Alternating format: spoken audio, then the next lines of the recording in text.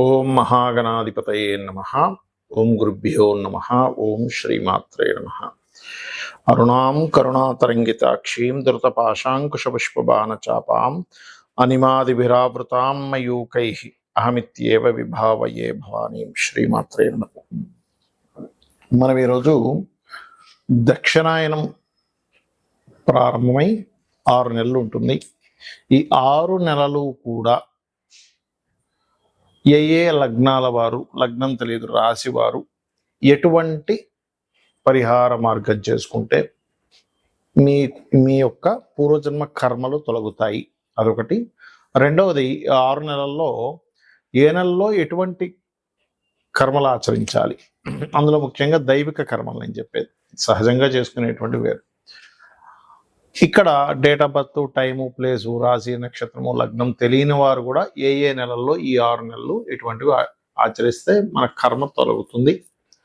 మరియు ఇది శ్రావణ మాసం కాబట్టి శ్రావణ మాసంలో మనకి ఎవరెవరికి ఎటువంటి ఇబ్బందులు ఉన్నప్పుడు ఎటువంటి దానములు ఇచ్చినట్లయితే బాగుంటుంది అనేటువంటి విషయాలు ఇప్పుడు మనం తెలుసుకుందాం. మకర లగ్నము, మకర రాశి.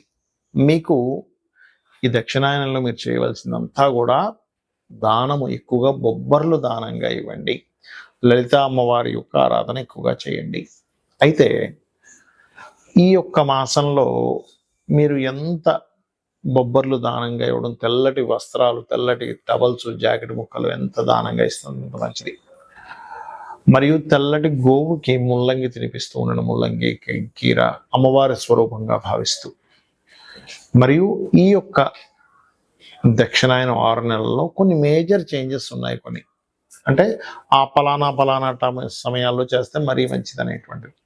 అష్టమంలో ఉండే కుజుడు భాగ్యంలోకి వెళ్తున్నాడు మీకు కాబట్టి భాగ్యస్థానం అనేది బ్యాంకింగ్, గురువులు, తండ్రికి సంబంధించిన విషయం. కాబట్టి జూలై 28 నుంచి 45 రోజులు మాత్రం మీరు లాంగ్ జర్నీ చేసేటప్పుడు కొంత జాగ్రత్తగా ఉండడము, మీ తండ్రి గారి ఆరోగ్య విషయంలో కొంత జాగ్రత్తగా ఉండడం చేసుకోండి. మరలా మీకు ఎప్పుడైతే 28 రోజులు దాటిపోతుందో, జూలై 28 నుంచి 45 రోజులు దాటిపోతుందో, అక్కడి నుంచి కొంచెం ఉద్యోగ విషయంలో తొందరపాటు నిర్ణయాలు తీసుకోకండి. ఈ దక్షిణాయనంలో ప్రత్యేకంగా అక్కడ ఏమైనా ఇబ్బంది అనిపిస్తే కనుక లలితా సహస్రనామాల్లో ఓం మాణిక్య మకుటాకార జానుద్వై విరాజితాయ నమః చేసుకోండి. ధనస్థానంలో రాహు ఉంటూ శని వచ్చినందుకు ఆన్లైన్ త్రూగా వచ్చే ధనయోగం బాగుంటుంది. కాకపోతే శని వస్తున్నందుకు కాస్త స్లోగా వస్తూ ఉంటాయి.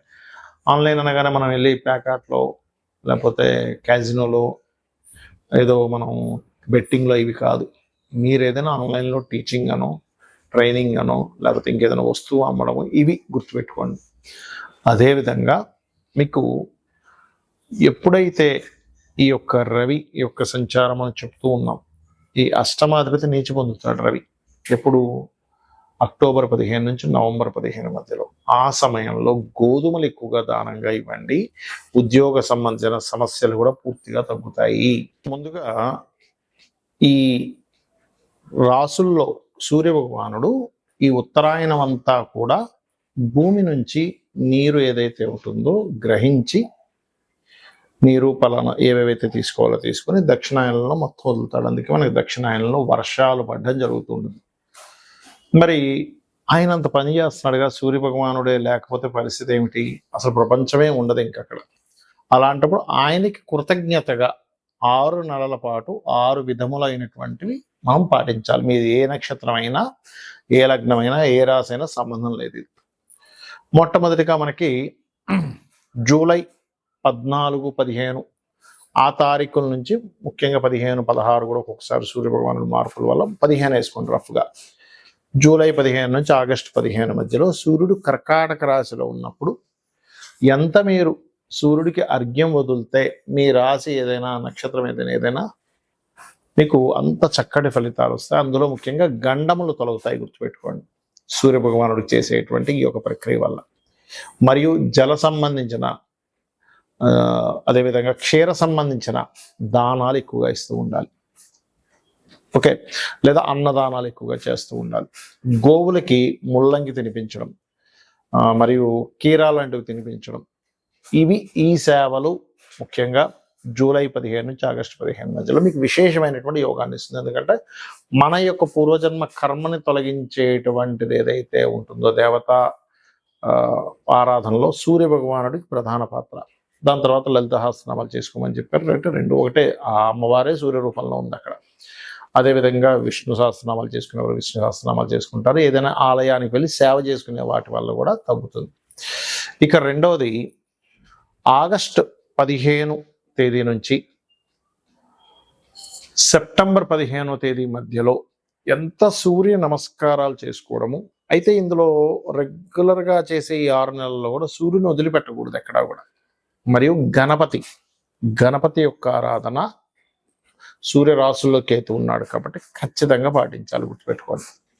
అందులోని ప్రత్యేకంగా ఆగస్టు 15 నుంచి సెప్టెంబర్ 15 మధ్యలో ఎక్కువగా మీరు హోమాది కార్యక్రమాలు, అందులో ముఖ్యంగా సుదర్శన హోమం చేయించుకోవడం చాలా మంచిది. ఇక సెప్టెంబర్ 16వ తేదీ నుంచి అక్టోబర్ 16వ తేదీ మధ్యలో మీరు వీలైనంత మట్టుకు గుర్తుపెట్టుకోండి, దానములు ఇవ్వండి. ఆ దానాలు కూడా మీకు ప్రస్తుతం నడుస్తున్నటువంటి మహాదశ ఏమిటి, అంతర్దశ ఏమిటి, దానికి ఎవరు అంటే ఉదాహరణకి రవి నడుస్తుంది అనుకోండి, రవి మహాదశ అంతర్దశ నడుస్తుంది, గోధుమలు. చంద్రుడైతే బియ్యము, కుజుడైతే కందులు, బుధుడైతే పెసలు, గురువైతే శనగలు, శుక్రుడైతే బొబ్బర్లు అంటే అలసందలు అంటారు, శని అయితే తెల్ల నువ్వులు ఇవ్వచ్చు, లేదా నల్ల నువ్వులు తీసుకునే వాళ్ళంటే ఇవ్వచ్చు. రాహు మహాదశ అంతర్దశ నడుస్తుంది అనుకుంటే మినుములు, కేతు అయితే ఉలవలు దానంగా ఇవ్వాలి. ఇది గుర్తుపెట్టుకోండి. మరి అక్టోబర్ 16వ తేదీ నుంచి నవంబర్ 16వ తేదీ వరకు 15-16 వరకు చూసుకుంటే గనక ఈ సమయంలో ఎక్కువగా స్తోత్రములు వింటూ ఉండాలట. అంటే లలిత కావచ్చు, ఏదైనా విష్ణు సహస్రనామాలు కావచ్చు, ఏదైనా శ్రవణం ఎక్కువగా చేస్తూ ఉండాలి. పఠనము శ్రవణము, లేకపోతే శ్రవణం, లేకపోతే సహస్రనామాలు పఠనం చేయడం, ఇవి ఎంత చేస్తాయి ఈ మాసంలో అంత అద్భుతమైన ఫలితాలు ఉంటాయి. ముఖ్యంగా ఈ మాసంలో చేసే వాటి వల్ల మీ యొక్క కామ్యము నెరవేరుతుంది, గుర్తుపెట్టుకోండి. దీనికంటే ముందు నెలలో చేసిన దానివల్ల రోగ నివారణ అంటే రోగం తగ్గుతుంది, అప్పులు తగ్గుతాయి. దానికంటే ముందు సూర్యుడు కర్కాటక మన సింహరాశిలో ఉన్నప్పుడు అంటే ఆగస్టు 15 నుంచి సెప్టెంబర్ 15 మధ్యలో చేసినప్పుడు రాజయోగం పడుతుంది అని చెప్తూ ఉంటారు.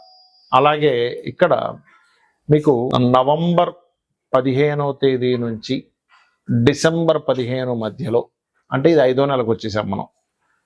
ఆ సమయంలో కూడా జలతర్పణములు కొంతమంది చూడండి రాత్రిపూట చేస్తూ ఉంటారు. కొన్ని సాధనలు, కొన్ని అమ్మవారి సాధనలు కొన్ని ఉంటాయి దశమహావిద్యలవి.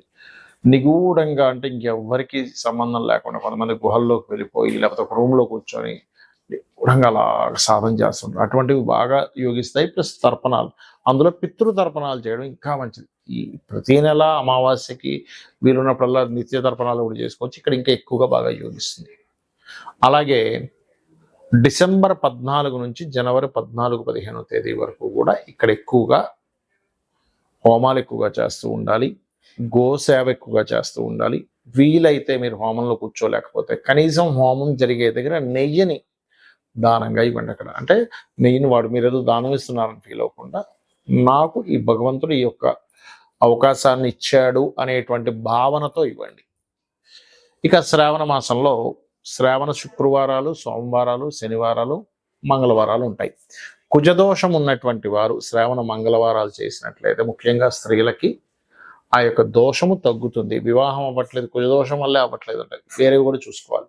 శుక్రవారాలు చేసేటువంటి వారికి ప్రధానంగా ఇక్కడ మరొక విషయం ఏంటంటే, ఇక్కడ చాలామంది ఈసారి ఏంటండి 3వ వారం చేసుకోవాలట అంటే పౌర్ణమికి దగ్గరగా ఉండేటువంటి వారాన్ని చేసుకోవాలి. అది అందుకని 3వ వారం వచ్చింది ఈసారి. దానివల్ల లక్ష్మీ ప్రాప్తి, శ్రావణ సోమవారాల వల్ల మానసిక ప్రశాంతత లభిస్తుంది. కొంతమంది శ్రావణ శనివారాలు కూడా చేస్తారు, దానివల్ల శని దోషాలు తగ్గుతాయనేటువంటి ప్రతీక. అయితే ఇవి మీరు భక్తి శ్రద్ధలతో, భక్తి శ్రద్ధ భావన నిరంతరం చేయడం, ఉన్నారనేటువంటి భావనతో చేయడం చాలా ముఖ్యం. చాలా మంది ఉంటారు ఏమంటే చాలా పూజలు చేస్తున్నాం, చాలా యజ్ఞాలు చేస్తున్నాం, చాలా హోమాలు చేస్తున్నాం, చాలా దానాలు చేస్తున్నాం, ఏమీ అవ్వట్లేదు.